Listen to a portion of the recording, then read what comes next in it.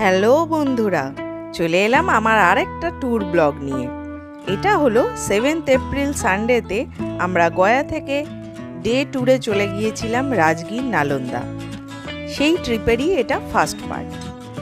ভোরবেলা 6টার সময় আমরা গয়া থেকে বেরোলাম রাজগীরের উদ্দেশ্যে। রাজগীর যাওয়ার পথে রাস্তার দৃশ্য কিন্তু ভীষণ সুন্দর।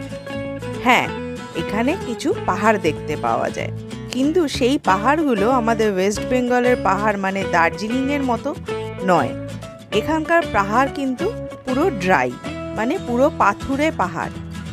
গাছপালা আছে কিন্তু সবই নিচের দিকে, উপরের দিকে যত যাওয়া যায় সবই পাথর।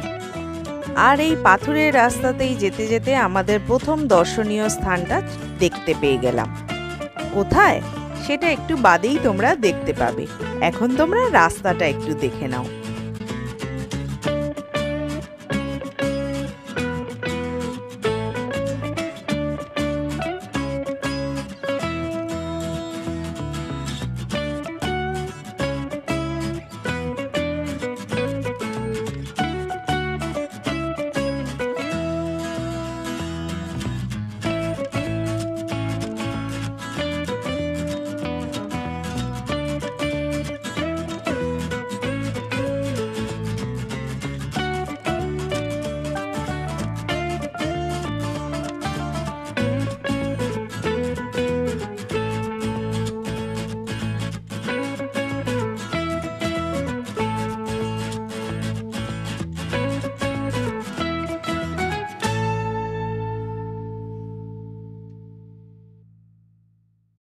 এইভাবেই পথ চলতে চলতে আমরা পৌঁছে গেলাম দশরথ মাঝি দ্য মাউন্টেন ম্যানের বাড়ির পাশে, এবং সেই বাড়ি ক্রস করে আমরা পৌঁছে গেলাম তারই বানানো রাস্তার কাছে।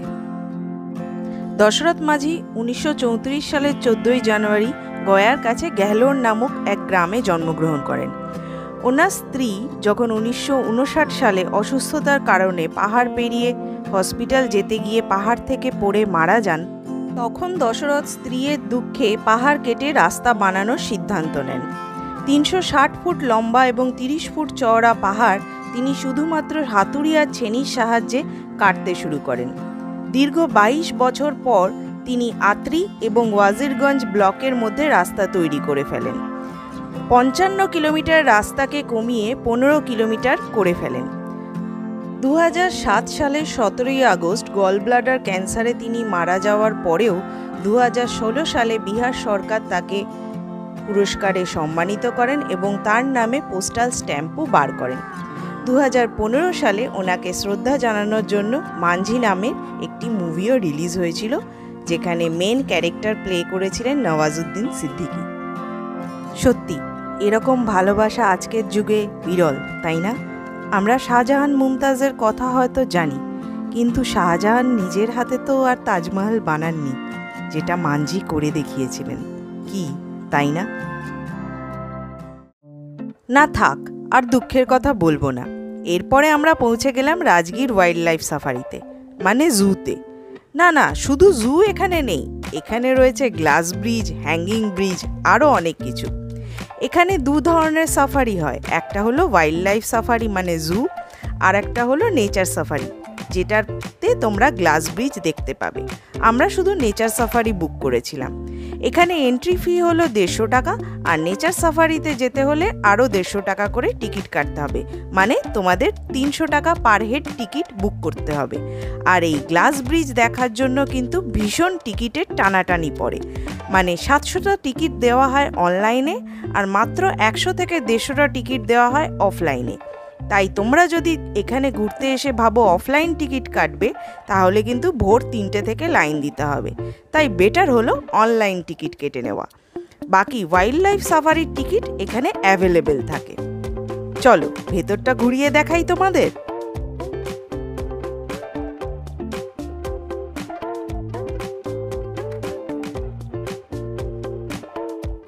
টিকিট কাউন্টারের পরে সেলফি জোনগুলো পার করে আমরা এই রকম রিসেপশন এরিয়ায় এসে পৌঁছালাম। এখানে আগে টিকিট কাউন্টার ছিল, কিন্তু যেহেতু প্রচুর লম্বা লাইন পড়ে তাই টিকিট কাউন্টার বাইরে করে দেওয়া হয়েছে। ওখান থেকে বেরিয়ে আমরা এই রকম পেছন দিকে অংশ দিয়ে বের হয়ে চললাম বাসে উঠবো বলে। হ্যাঁ, এখানে ছোট ছোট বাস সার্ভিস আছে এই রকম।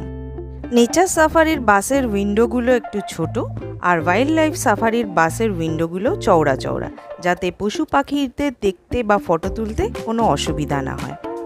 এখানে ফটোগ্রাফি অ্যালাউড, কিন্তু কোনো প্লাস্টিক বটলস বা কোনো ফুড র্যাপার বাইরে ফেলা কিন্তু একদমই অ্যালাউ না। আছি রাজগীর সাফারি পার্কে, রাজগীর জিলে। এখন আমরা যাচ্ছি নেচার সাফারি। নেচার সাফারি মানে হচ্ছে গ্লাস ব্রিজ আর হ্যাঙ্গিং ব্রিজ, এই দুটো করার জন্য আমরা এখন যাচ্ছি।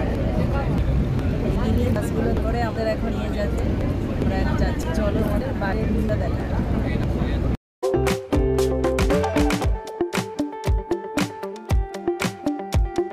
যে কোনো সাফারির ভেতরে নিজেদের পার্সোনাল ওয়াটার বোতল অ্যালাউড, কিন্তু তোমাদের সাথে যদি বিসলারি বা কিনলে এরকম জলের বোতল থাকে তাহলে 50 টাকা দিয়ে একটা টিকিট কাটতে হবে, যেটা বটল ফেরত এনে আবার ওই কাউন্টারে দেখালে ওরা রিফান্ড করে দেবে।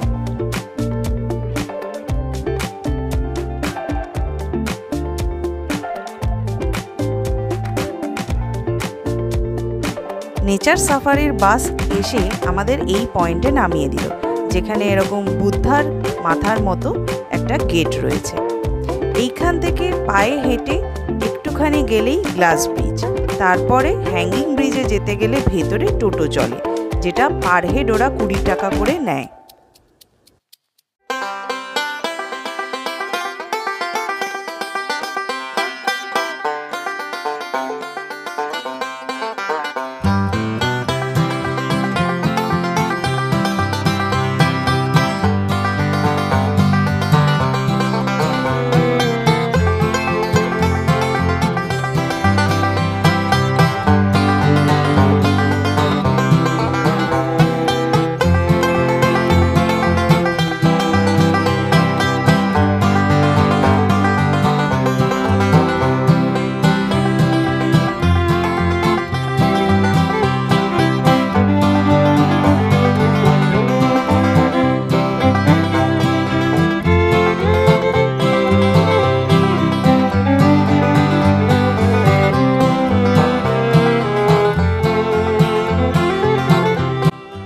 এই ব্রিজটি বিহারের রাজগীরে অবস্থিত ভারতের দ্বিতীয় গ্লাস ব্রিজ।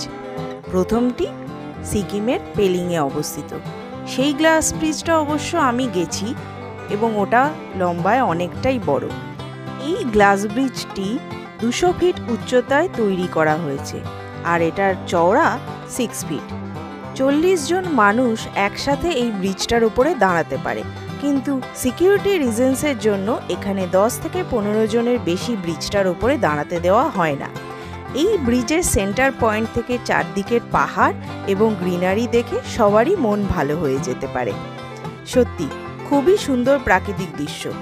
আমরা গরমকালে গিয়েছিলাম বলে চারিদিকের ভিজিবিলিটি আরও সুন্দর ছিল।